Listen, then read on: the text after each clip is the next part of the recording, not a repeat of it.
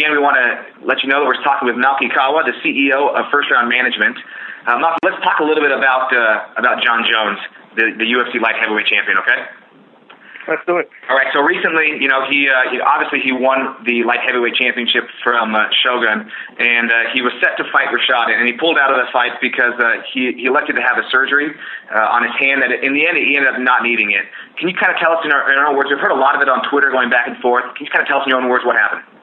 Yeah, the reality is we never pulled out of any fight. We never had committed to a fight in August. We had told the UFC from the beginning that his hand was hurt and that he was going to need some time to heal the hand.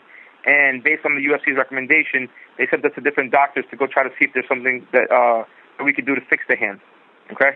So we did that. We went looking to find a solution for his hand because his hand was in a lot of pain. It was unbearable.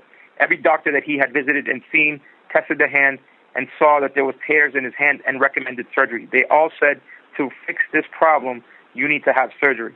The UFC has its own set of doctors that they want us to see. Now, I can take them to my doctor. I can take them to your doctor. And your doctor and my doctor can both say they want surgery. But until the UFC's main physician and main surgeon looks at it and says, hey, I concur that they definitely need surgery, they don't take anyone's word for it. So that's basically what happened. He hurt his hand after the fight. It was in a lot of pain. It was doing very, very bad. He couldn't make a fist. He couldn't open a can of Coke. He couldn't do anything. So all he could do was just kind of fight through the pain. He shook people's hands. It hurt him. And he was in no condition to go to any type of camp. So when the fight came up with Rashad, we expressly stated that we would fight him in October. Rashad needed to fight and didn't want to wait just in case, anything happened to his hand. So he said, no, I need to fight ASAP, and he wanted to fight in August. We couldn't commit to an August fight. So since we weren't going to commit to the August fight, we were trying to fix his hand. That's basically all it was. At that moment, my concern wasn't anymore, when we're fighting, not fighting. Once we knew his hand had a ligament tear in it, and the doctors were all saying to fix it, you have to have surgery, we were having surgery. And then it's not that he elected to have the surgery. John never wanted to have surgery in the first place. Every doctor told him he should. John never wanted to be out of the cage for an extended period of time. He doesn't believe in long layoffs and stuff like that. So we went to go see the surgeon. We're doing our pre-op. And in that pre-op, because every surgery has a pre-op, which is a pre-operative exam. Right. You have the operation and you have the post-op, so you got to go get checked out afterwards as well. Well, he had the pre-op. And in that pre-op, the actual surgeon, the surgeon that the UFC hired to perform the surgery, sat there and told him that he thought that at this moment, in this point in time in his career, being that he's a fighter and chances are he was just going to either rejack his hand up again or this could come back again, he didn't think that the surgery was the right route to take. The surgery is very invasive. He's got to drill holes into the bone. He's got to take a tendon or whatever that muscle is in the wrist, that little thing that sticks out of your wrist, cut that out, then sew it through the bone, into the ligaments and tie it. I mean, when the surgery got explained to us, it was almost like, wait a second, hold on, is there any other option type of thing? And he said, he's like, for me to do all of that, and you can probably fight through the pain, he goes, I would wait until you completely lost the mobility in your thumb.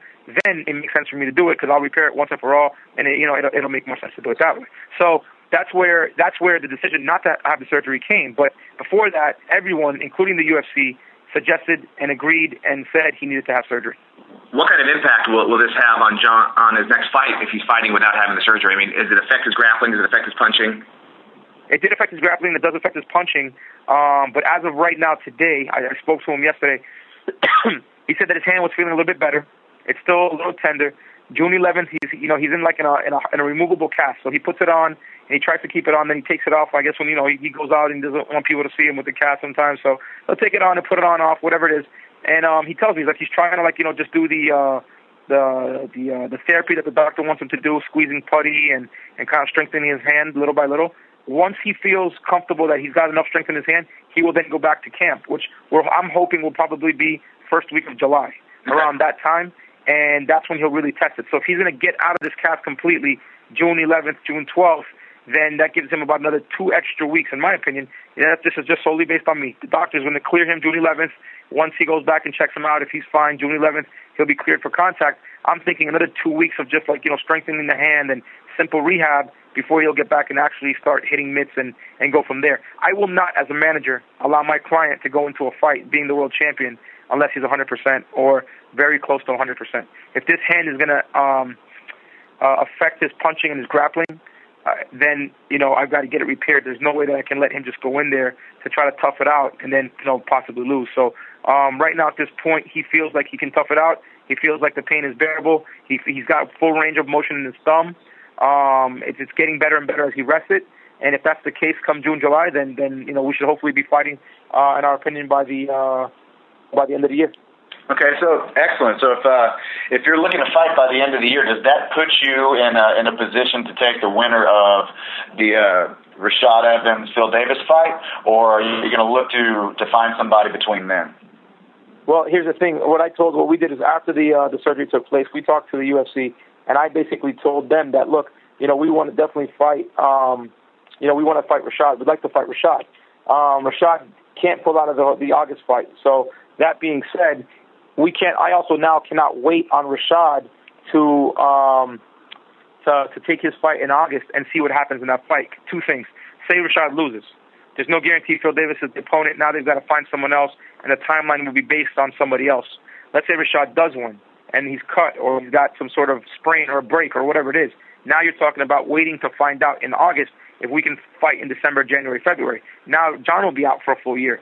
So what we've asked the UFC for was the opportunity to fight in September, October, in that range, regardless of whatever happens with the Rashad Evans fight. If they decide tomorrow to name Matt Hamill the next opponent, then we want to fight Matt Hamill in September. If they say Rashad is the next opponent, we want to fight him September, October. It doesn't really matter who they put in front of us. John needs to get back into the cage in a timely manner. So the way I'm looking at it is, if Rashad fights Phil and he wins in August, and John fights someone else and wins in September, then both of them are on pretty much the same timeline, and now the very next fight could be Rashad and John, maybe early 2012. That's really how I think it'll go. The only way I think it goes a different way is if Rashad pulls out of the fight in August and he decides to go September, October.